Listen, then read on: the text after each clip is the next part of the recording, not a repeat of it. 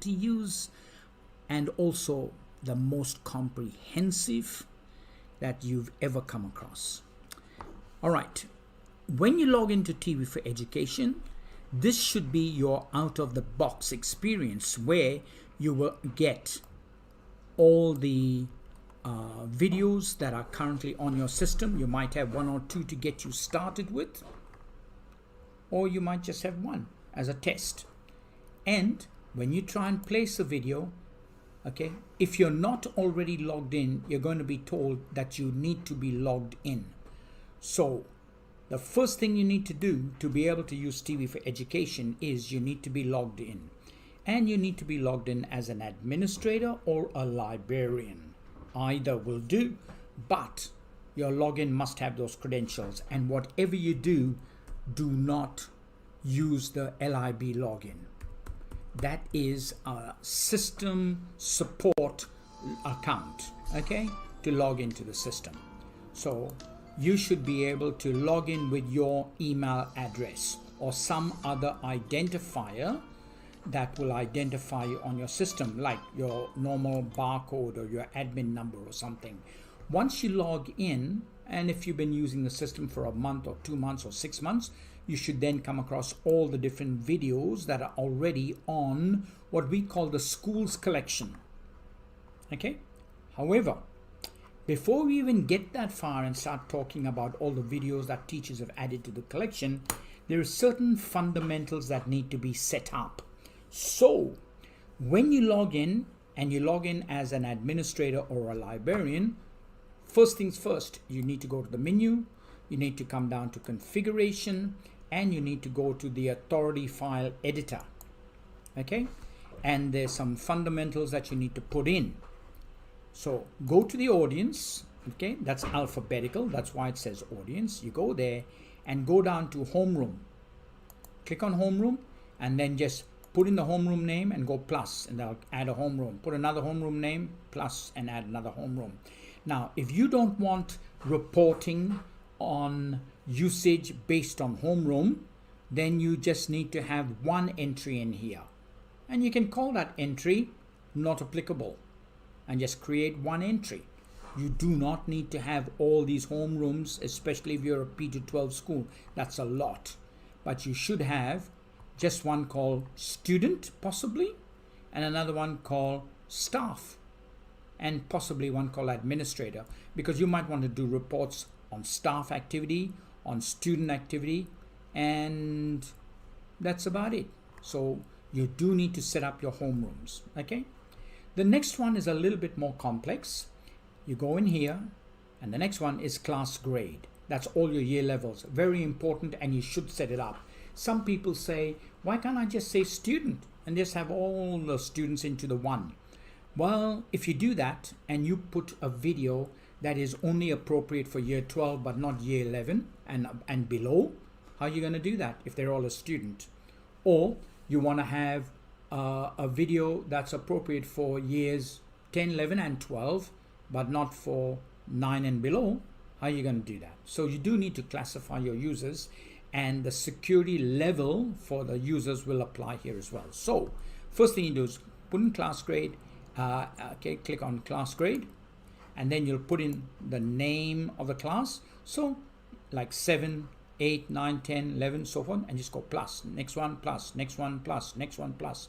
And then the next thing you need to do is for every individual class grade. So if I'm looking at a 7, if I click on the pencil after I've created it, you need a security code. Don't worry about any of these others. They do not apply for TV4Education users. So a year 7 will have a 7, and then you just go save, and you close that. A year 8 will have an 8, and you'll go save. A year 12 will have a 12, and you'll go save. But the administrators and library staff should have 999. I'll tell you why in a minute, but just make them 999. Okay, and teachers, we don't want to give teachers, so you shouldn't have staff. You should have teachers, library administrators, and administrators. That's it. So teachers should have 50. Okay, and that's all you need to do to set up your class grades. The last thing that you would need to do is go down here and go down to the video default security. And video default security, I'll show you what it is, and when you look at it, you'll say, oh, that makes sense. These are all the different ratings that programs give their broadcasters give their programs. A G, an M, an MA, a PG, an R, and a CTC. Don't ask me what it is. I wouldn't have a clue, except that some programs are rated CTC. I intend to look it up. I keep forgetting, but you still need to. And if you don't know what something means, you still have to give it a security rating. And if you don't know, if you make it 50, what it means is that any video that has been aired that your teachers select, and if it has a rating of CTC, because you don't know what it is and we don't know what it is, play it safe, give it a 50. That means only teachers can watch it. That's why that security rating comes in important when you're looking at class grade. Remember, a class grade, we said that the rating will parallel their year level. So if it's a G, means it's 0, means everybody can watch it. If it's an M, no, it's not just for teachers. So if it's an M, I really want to change it for the year 10s and above. Okay, so year 10s and above can watch M-rated videos. So if they come in, they'll be automatically classified as M. If it's MA, then what it's done is, or if it's PG, let me go, no, PGs are all right for my year 6 and above. Okay, if it's an M, it's a 10 and above. If it's an MA, no, MA, I want it for teachers.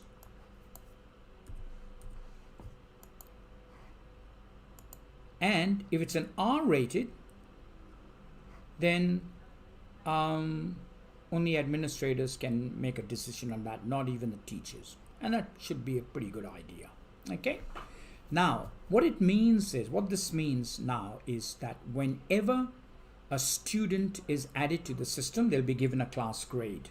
So if Jonathan was added, he's year 12, he's at class grade 12, but class grade security for 12 is year 12. So he'll be able to watch M-rated stuff. If Joshua was in year 9, he'll be given a security 9. He will not be able to watch M-rated stuff. Okay. So that's what that is all about. Okay, now that they're in there, let's go and add a patron and see how we go about adding a patron or checking on a patron's rating. So I go to patron and patron management. When I click on patron management, this is where all my patrons are in here. So it'll come up with however you are logged in. So if you're logged in as Michael, it'll come up with Michael. You're logged in as Joanna, it'll come up with Joanna. In my case, I'm logged in as Lib. Please do not touch the Lib login. Okay, so that's only for the support people here to use to check out what you're doing. Okay, I can go to the next record down here. So that's the next record, next record, next record, next. Okay, and there's all my users in the system. Okay, now let's deal with this particular. No, I don't want that one. Let's find another one. Let's find another one.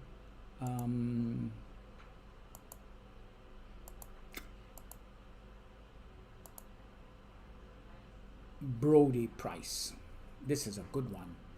And let me put in his email.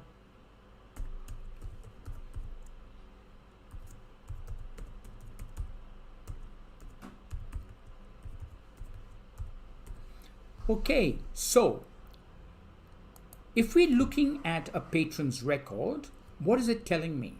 First of all, it's telling me that that's his admin number 999, or that's his library barcode.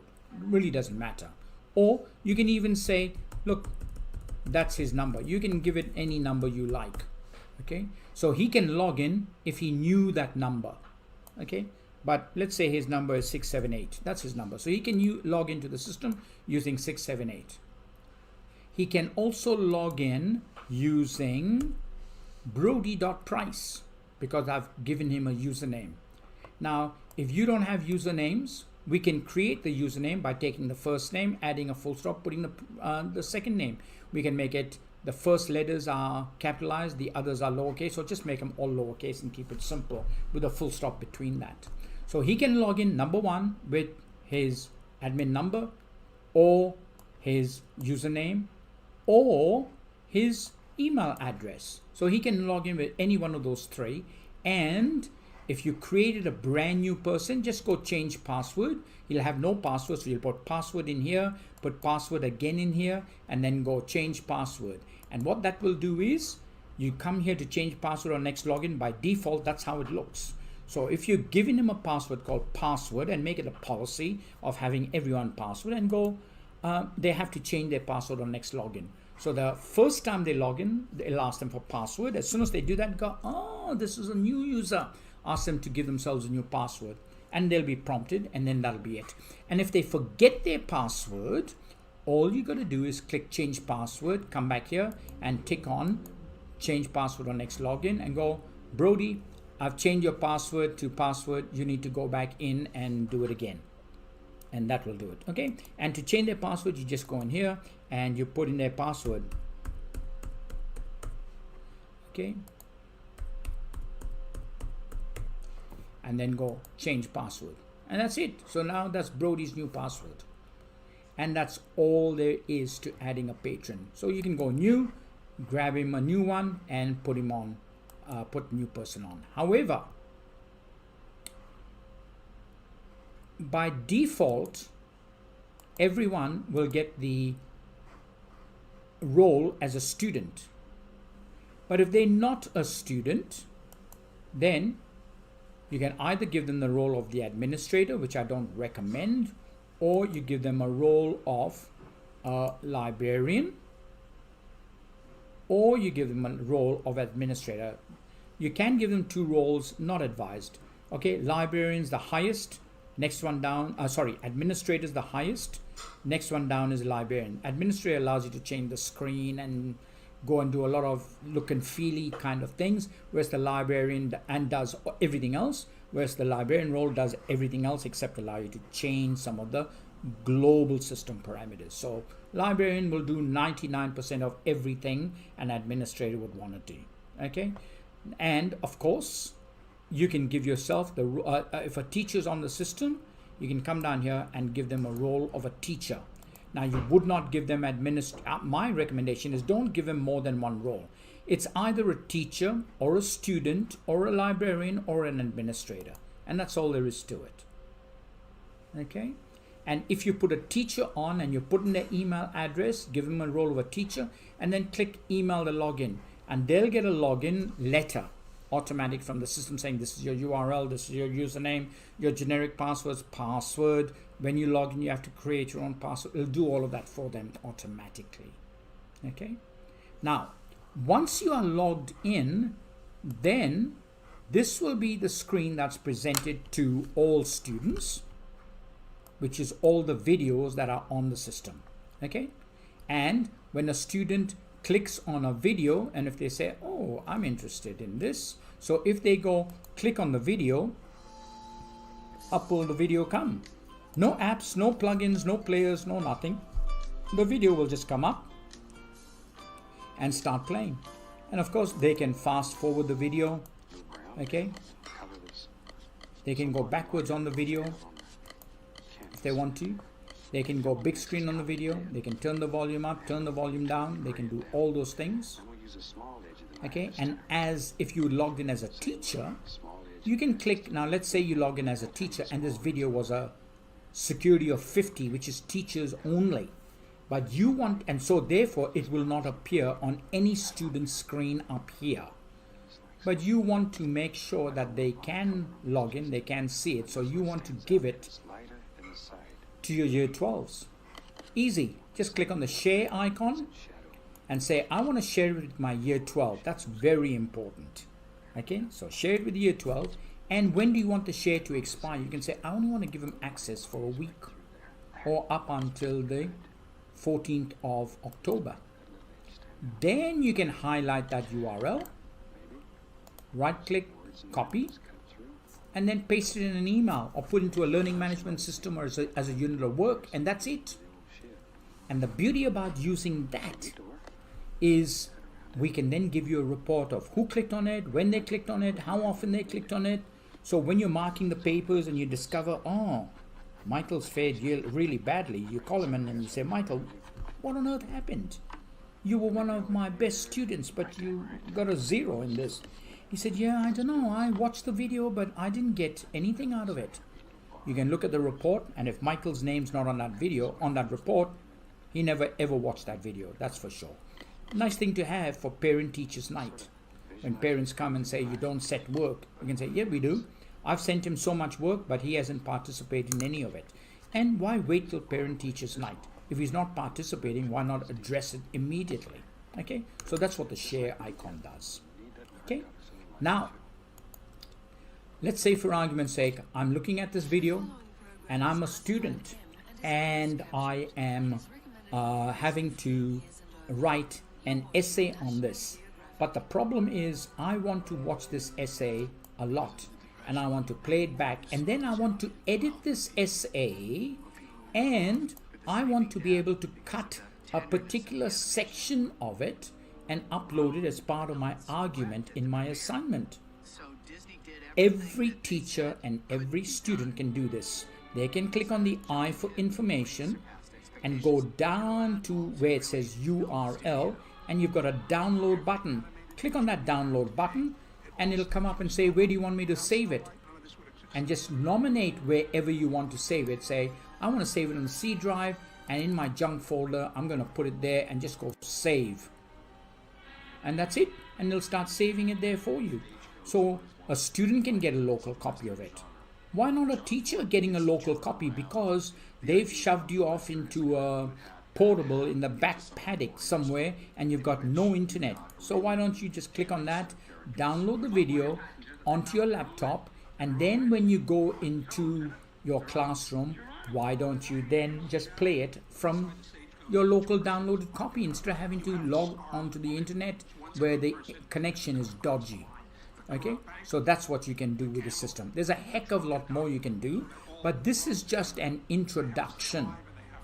So we are not going to deal with a lot of information of all the different things you can do, including how you can click on the menu, go into Smart Classrooms as a teacher, go create a lesson, and then go and build a lesson out of a video or just a snippet out of the video.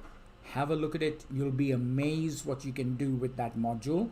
Or look at the advanced TV4Education system. Okay, so we're in the schools collection where all the videos are, and if you have been adding videos to the collection, so if you've got 100 teachers and they're all adding 10 videos a week, there will be thousands and thousands of videos. And what's happening, and you can scroll down and it just loads the next page and the next page and the next page. You can be here forever. And if you added a video, it'll appear up here. But if someone else adds a video, it'll shuffle yours down and make it the first one. And if someone else added another video, it'll shuffle it down again, and then you'll be the next one. So that's the latest, that's the second latest, the third latest, and so forth. So eventually you'll get to the bottom, which is the oldest video that was ever added. Okay, but if you say, so how do I find my videos? Whether you're a student or a teacher, very simple. If you've used videos or added videos, click on My Items up the top. Will bring up, as it says, your items. These are all the videos you have either looked at or added to the collection. And we group it into YouTube videos, into lessons, into TV4Education videos, and these are all your videos. Okay. And if you don't want something on here, just click the bin, and that gets rid of it out of your collection. Get the bin, get rid of it out of your collection. Get the bin, get rid of it out of the collection. Get rid of it out of the collection. So you can download or delete as many items as you can out of the My Items. You'll never delete them from the school's collection, because we want to make sure we preserve anything that's added for everybody else in the school. You have no storage limitations, so our recommendation is go ahead and use it and build your content. How do you build it? The TV4Education button. You go here And this will open up a whole new world for teachers only. Okay, only teachers have access to this. So we've grouped them into recently added. The reason why we do that is because we add anywhere from 250 to 350 and more sometimes to the collection based on what you request. So recently added, learning tube, documentaries, movies, curated, lessons. Okay, so go ahead and scroll and have a look. Just put it there and it'll scroll. And if you reckon, oh, I want that, just click on it and the video will play and you can watch it. The synopsis comes up for a few seconds, disappears, and the video will play. And you can go fast forward. And if you wanted that video, just click the star. This resource has now been added not just to your school's collection, but to your My Items as well. Okay, so you can go to this one and you can go add. Okay, you can go into, let's exit out of here. You can go into here, TED lessons, and you can go add, and that's added to the school's collection. And you can, let's exit out of here, and you can go to this one and you can go add. Okay, or you can say, if you've got 160,000, do I have to scroll and look at each one? No, you don't. Just search science. Okay, and don't be fooled by this screen with these white gaps. Just scroll the screen, load the next page and the next page and the next page and the next page, and you can be here probably till the weekend, 4 or 5 days down the track, and just keep adding material to the school's collection. That's what's amazing about TV4Education. You can just add to your heart's content, and doesn't matter if you think you might need it, but I don't want to fill it up. Our attitude is fill it up. Fill it up. If you think you're going to use it, add it, because there are no quotas for you or your student or your school.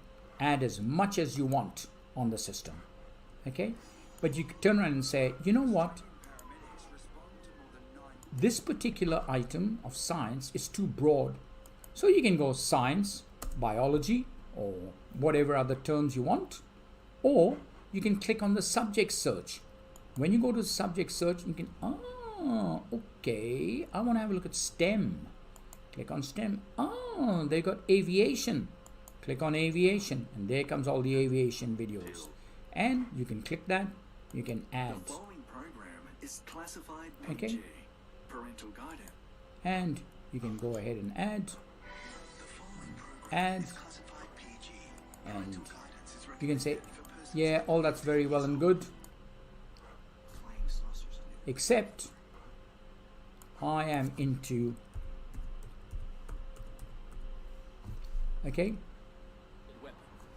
I'm into, aviation, but I am a YouTube person, so click on YouTube, okay, and then download anything you like from YouTube. Now, by the way, download was not a correct word, because when you click on YouTube and the YouTube video comes up here, if you want to add that to the school's collection, you just press the star and it'll say it's added to the school's collection.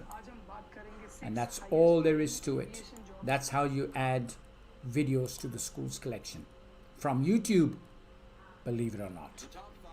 Okay, we do not breach YouTube or Google's copyright or the intellectual property of the person who did all the hard work and build that particular video.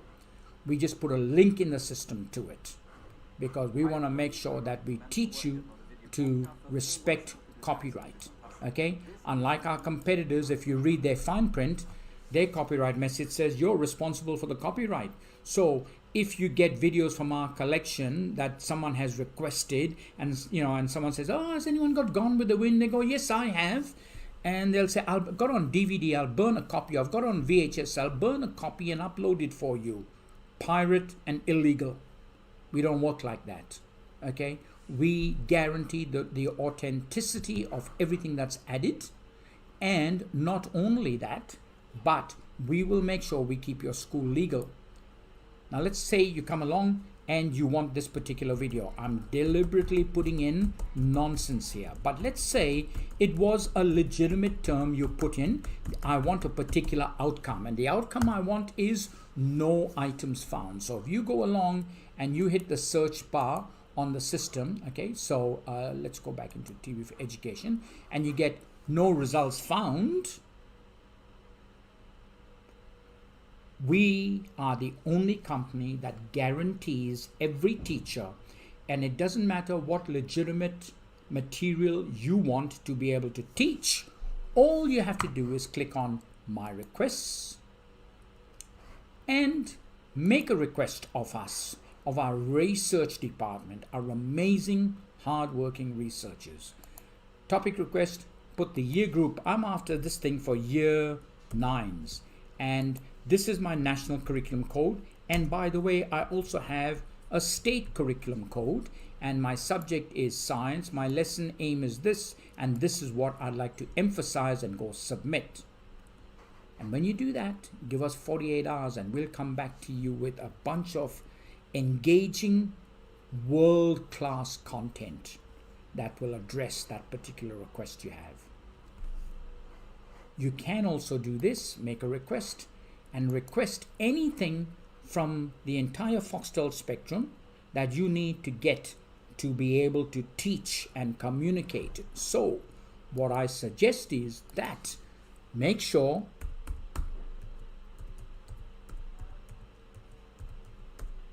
every teacher in your school has this page bookmarked, the Foxtel TV Guide. Okay? And as long as they're a teacher and they want anything from the entire spectrum to be able to communicate and teach a topic that's required by the Australian or national curriculum, they can request it. And everything that they request and that you get from us, with the exception of YouTube, that is put on the TV4Education page, is always free of all advertisements. So they can request anything from Foxtel, anything from free to air, and the beauty is you will get it free of all advertisements. And not only that, when it comes to making a request for free to air content, you can request content that has been aired up to 60 days ago that nobody else has requested. We'll have a copy of it. We'll take it. We'll put it on here in the TV4Education for everybody else, and also on your school's collection. That's up to 60 days after the broadcast. I hope you enjoyed this half-an-hour presentation of TV4Education new user training. Thank you for your time. If you need help, you can click on the menu, you can go down to support and have a look at all the facilities we offer you for support. But if you don't know where to start, why not just go to mailbox and go, I want to raise a support ticket, create a ticket and say, I'm new to this product. Can someone spend half an hour with me one-on-one and walk me through? I've got some very specific questions. Or can someone spend some time with me? I don't have any questions. I just don't know where to begin. And we'll work with you. Or what you can do is, why not go to www.youtube.com, and on the YouTube website, go in here and do a TV4Education search. And be amazed with all the documentation. Yeah, we know everybody else looks at it. That's not supposed to, but we put it there for you. And we want you to experience what thousands upon thousands of teachers are experiencing with TV4Education. The simplicity, the complexity, and the vastness of what is available as a resource to all teachers and all students. Thank you for letting me present TV4Education new user training.